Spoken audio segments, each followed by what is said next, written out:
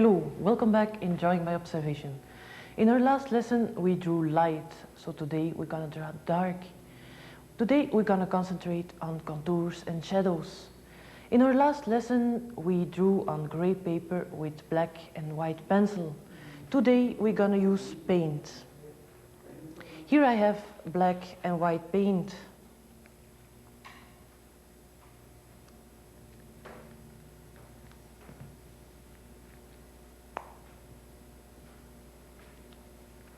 When I mix it with a brush, we have gray. When I use more white, I have light gray. And when I use more dark, we have dark gray. And our model will be the gray mouse. Not dead or alive, but a sculpture of a mouse. In our series on animals, we will draw living animals. It's going to be so much fun as really having them. Today we're going to paint with this gray paint. For this study of contours, this gray mouse will be the model. It's a very varied contour, a very complicated form, but that's a challenge. We've always been drawing contours. It's simple, easy, and important. But when we're drawing in the garden, our interest and eye is not going immediately to contours, but we cover that story in our series on nature. To draw this gray mouse, we're gonna make 4 approaches to overcome anything with a more interesting form than round or square. Let me help the imagination. We imagine vertical and horizontal lines in this first approach. Here we're looking to the mouse to vertical and horizontal lines. And we imagine the same lines on our paper.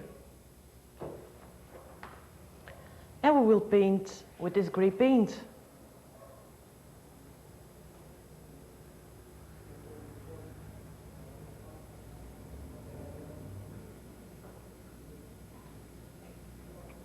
For this first approach of the mouse,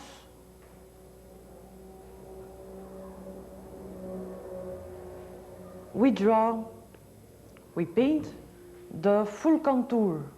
We look to vertical and horizontal lines, and from each horizontal we measure so much up, and from the horizontals so much down, so much up, and we paint the full contour of this mouse.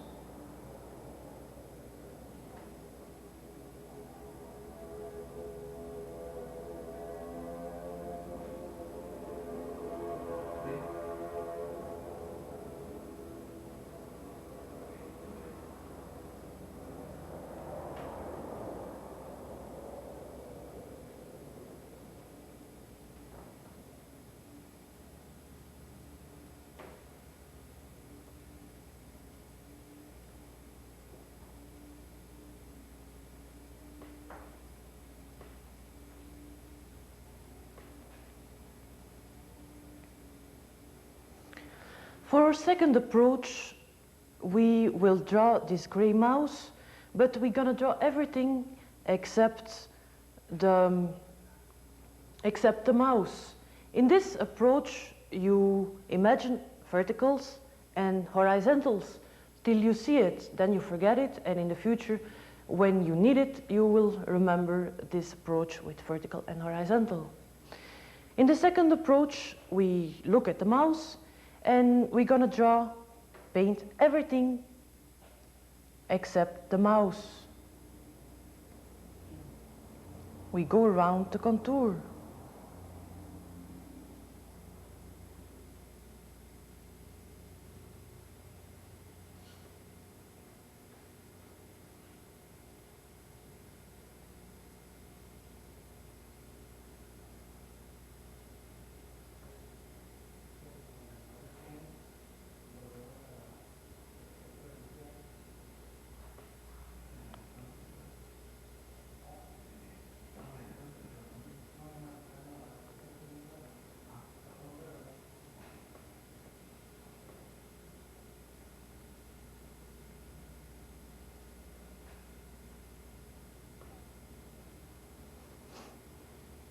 So far, the full contour of the mouse.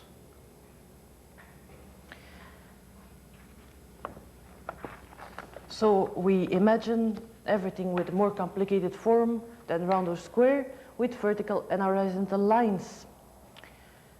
Our third approach, we don't gonna look through this form. We're gonna look at this mouse and we're gonna look at it like it's a photograph. We see it two-dimensional. And back to our pencil, from drawing a lot it gets so much shorter, but for that there is a holder available. We're gonna draw this mouse, we look at it like a photograph, and we go around the contour only with one line.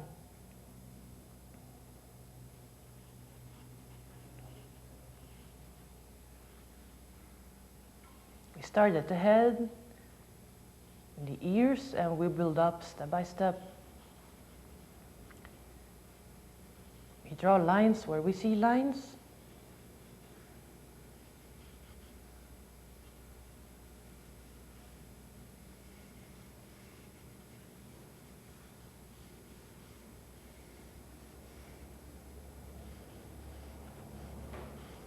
If you don't have a sculpture around, I suggest you use a doll.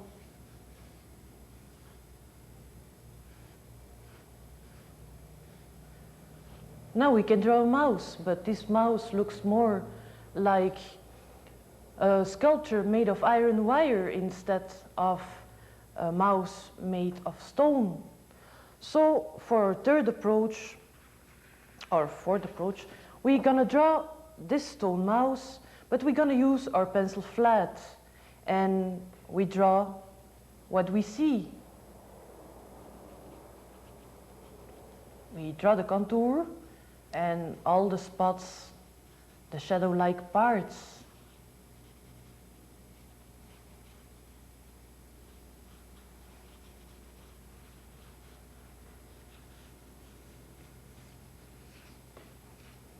And draw the contour.